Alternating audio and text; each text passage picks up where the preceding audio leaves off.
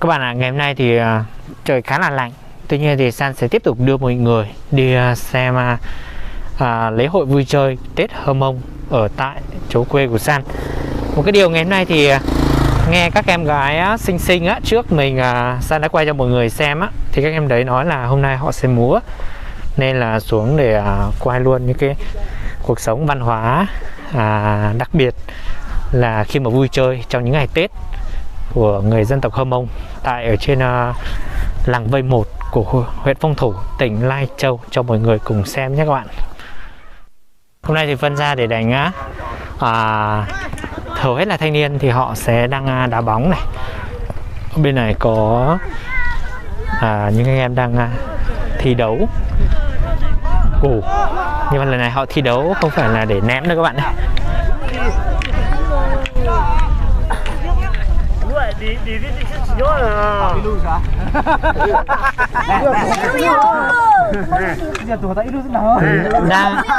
Đang thi quay à?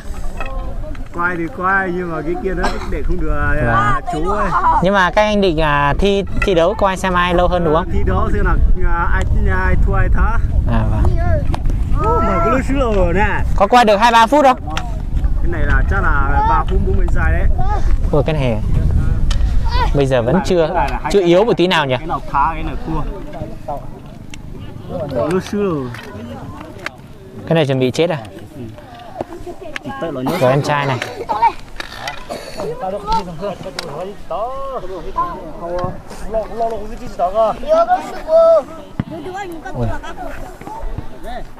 Đây mọi người ạ, vẫn là vị trí cuối ngày hôm qua. Thì ở bên này có những anh em đi từ xa ra đây để tán gái này.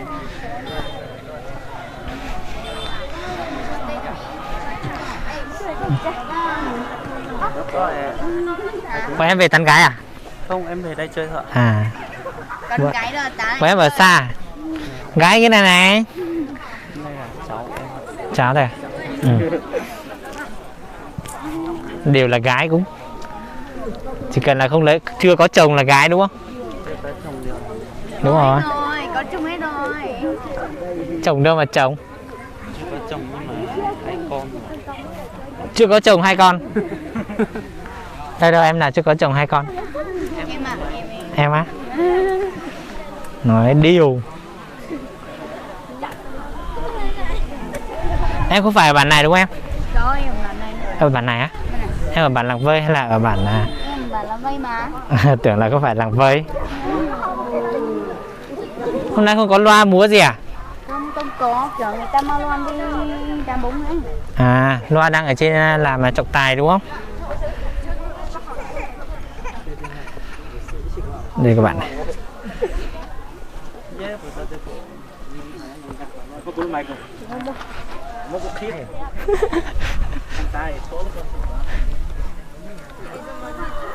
Mấy đứa ngại các bạn ạ.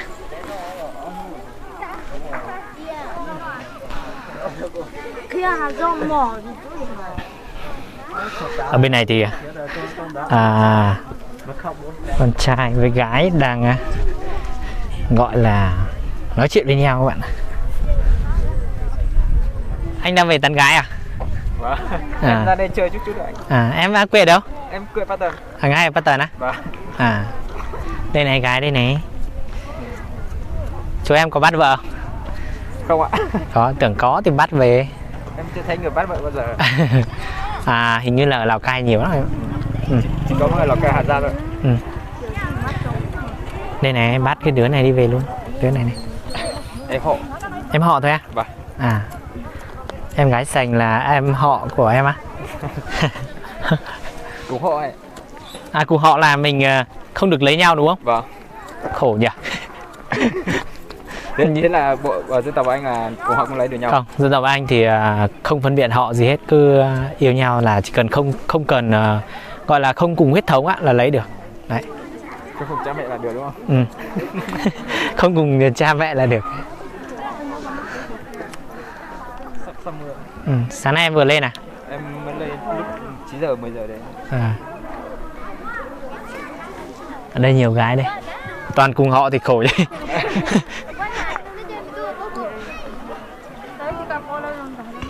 Cái này lệnh hơi pattern nhỉ? À, ở đây à? Ừ. Đây lệnh hơi ở pattern đấy. Đương nhiên rồi, lạnh hơn rồi, đây cao hơn mà.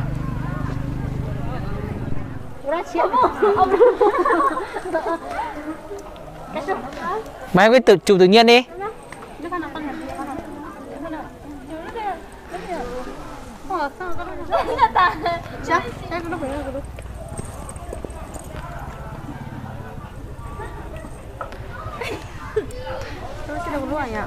Em ơi, anh Chu ơi, anh hỏi một tí là hôm qua anh Hải bảo là xin số thì em muốn cho, nhưng mà anh Hải kết bạn em chấp nhận chưa?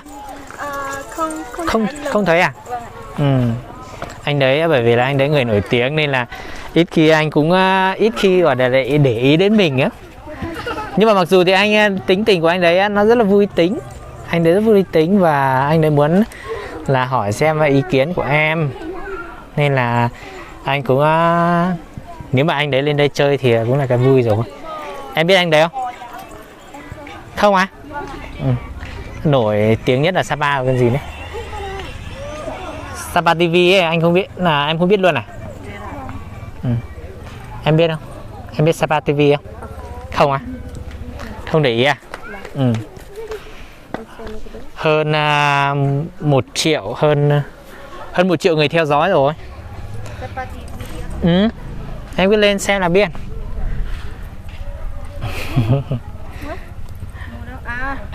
Anh Hải, anh Sapa TV. Đây. Mà em lên search là được. Anh đấy thấy quý em chua nên là định hỏi ý kiến xem là anh đấy đến đây chơi. Ôi anh đấy giàu lắm. Khách sạn Sapa em biết mấy tầng không? 4 tầng ở Sapa, nhà ở Phú Thọ. Ô tô thì mấy cái rồi. Giàu lắm.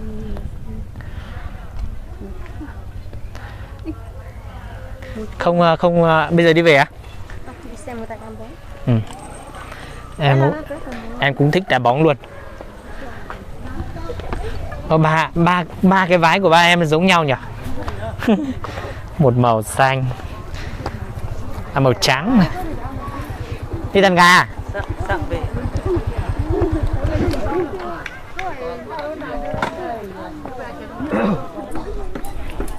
Hôm nào cũng quay một chút cho các bạn xem là cái cảnh ném bao này thì thực sự mà dân tộc Mông ấy thì không bao giờ thiếu được các bạn. Dù già hay trẻ họ đều chơi những cái trò này.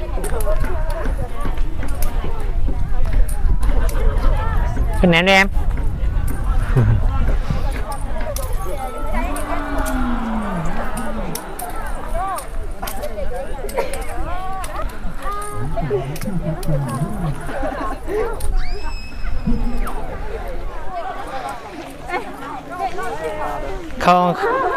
Không còn ném bao à? Mà em không ném bao à?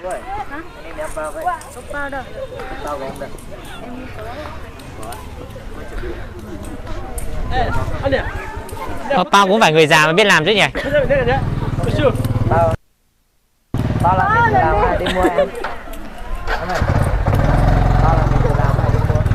Hai đứa này đều là em gái rồi. Dạ? Hai đứa này đều là em gái. Đâu, gái hai nghe kìa. Ừ.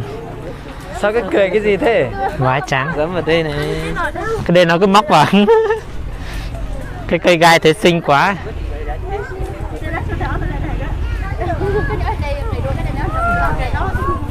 Đi mua bao được không? Đi ném đi. Bảo là đang không có bao ấy. Hai ba cái ra. Mà em đi mua đi. Hôm nay cho bọn anh đây, cái này mua hay là mình tự làm đấy? Cho 3 người bọn anh. Tự làm á? Người già làm hay là em biết làm không? Người già làm á? Đấy. Mà ném đi. Đây đây. Đâu em nào đi ném với anh? Thua thì chống đẩy nha. Chưa chống để á? Ừ. Đá ném thì phải thi đấu. Mày bắt em chống đẩy thì con trai chống đẩy. cái này con ném anh Cường bao đi về luôn. Ê, bảo em cái gì ba yêu đi ném xuống đi. Ôi nắng không mùa. Em là tên là gì? Cái này làm bằng cái gì đây em? Cái không, ý anh là cái bao này ấy. À cái này là làm bằng cái dây bình thường thôi nhỉ? Ừ. Không, nếu mà mình làm bằng tre nó đẹp hơn á. Đúng rồi, thường là đan bằng thường là ngày xưa là mây với tre. mây thì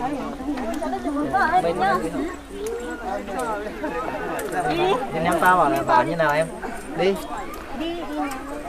Em chưa có ném với anh đâu. Bên kia nhiều gì? Em đi ném với anh đi. Đi. Đi ra. anh có đâu. Đấy, hai đứa đây. Nhưng mà anh Hai đứa đang có. Đi. Đây ném cùng đồng đội này này. Ôi bây giờ lạnh thật các bạn ạ.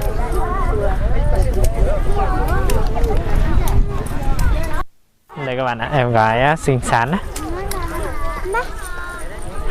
Rất là xinh xắn. Rồi lệnh thế nào bảo mặc á. Em này nhìn giống người Thái nhỉ? đâu. Giống người Thái. Người Mông chuẩn chất đấy. Chuẩn gốc luôn à? Gốc Mông ấy. Bay tao ném nó bao. Nhưng mà nhìn rất là giống người Thái nhá. Để tao coi mày đi được không đâu. Thì cho nhung ngày.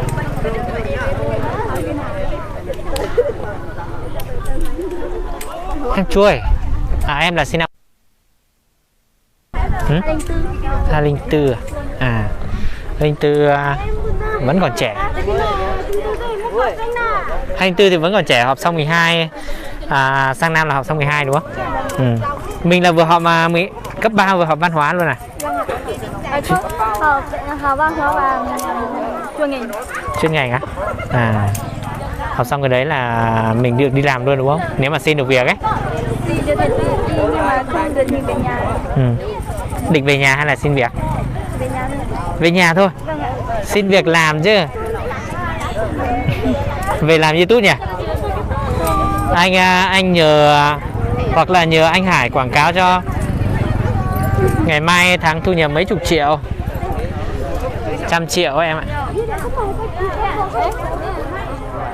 Mấy đứa ở đây vui chơi rất là vui luôn.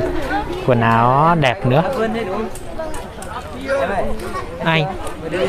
Anh thì không biết cùng bản, nhưng mà mấy đứa này thì không biết. Ê, làm quay một bộ clip. Đây, mà anh thanh niên trong bản ạ. Ném nhanh vào. Từ thôi anh nhá. Hôm nay được ném bao với cái xinh này. Tí về là không ngủ được. Tí về lại không ngủ được em nhỉ? Em cứ ném bình thường đi em. Hai tay luôn á. Hai cái luôn. Bao này có cách nào ném khó như nào không? Em cứ thử những cái cách mà ném bao xem nào. Người Mông chính gốc thì phải biết. Ném hai cái luôn à? Ném thế nào sao ra? Hai cái một lúc á? Ừ. Em ơi ném hai Thử cái. xem nào. Ném hai cái được không? Hai người nhá, em một mình nhá. Cần nha. Ném thế nào? Ném trước à? Rồi. Đi anh em bên đây. Ném thế nào thì không biết. Nhưng mà em hai tay hay là một tay thôi? Thôi làm khó em quá. Thử thôi. Có tay cứng lên.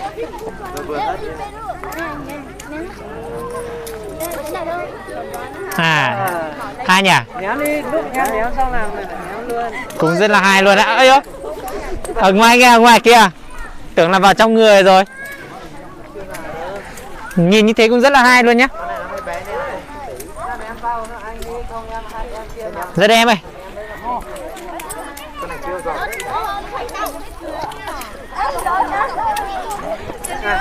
Thế là tay của tay anh cứng đấy, em ném mạnh cũng được như chưa.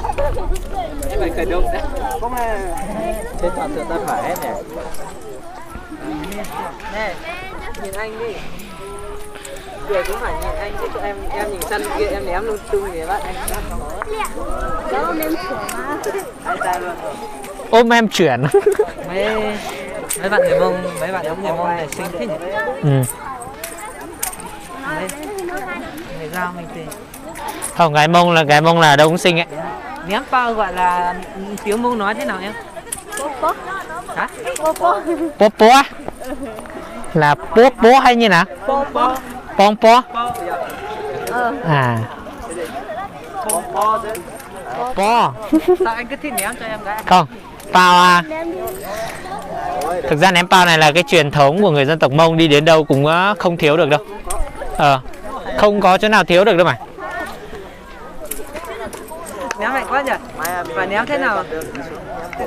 Thế ném như này là mình ném thẳng đi tùy bắt. Đây bên này là các em nhỏ. Anh lại thấy cao như này. Mấy đứa cũng bé bé xinh xinh, mặc cái bộ quần áo trang phục lên, Cổ tay cứng này ném. trang phục người dân tộc Mông lên cũng rất là xinh gái các bạn ạ. Nhỏ nhỏ xinh xinh. Cháu cứ ném đi. Có cách nào để bắt không có tiếng động?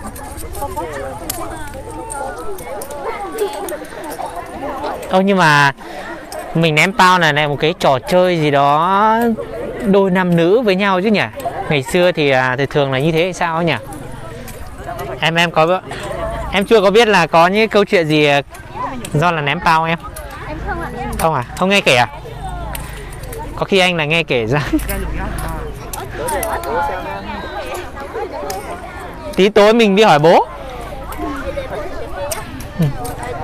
Đây này, hai bạn này thì đang ném với nhau, nhưng tuy nhiên thì vừa ném vừa nói chuyện với nhau các bạn ạ.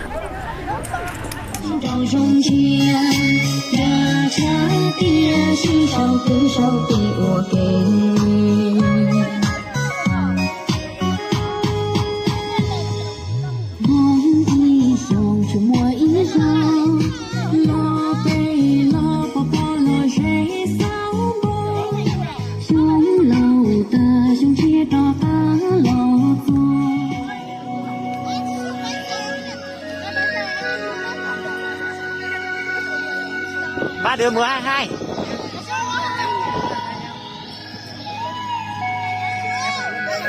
Em múa đi em. Múa thì múa luôn này.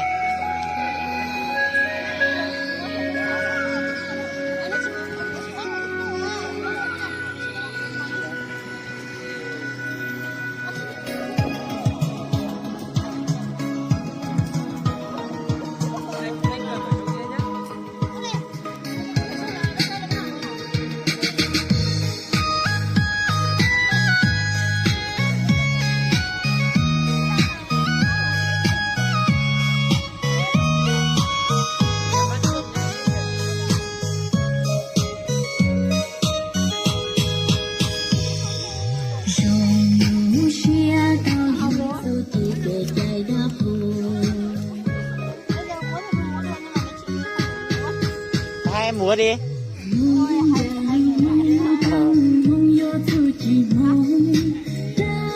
Nhảy đi.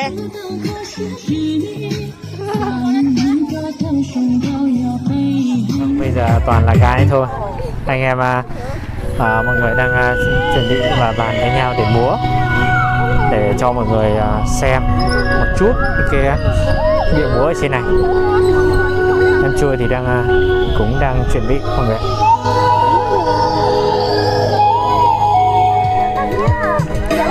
Mà em đang xem gì đấy? Đang xem ảnh á? Anh còn tưởng là đang xem cái bài múa gì đấy.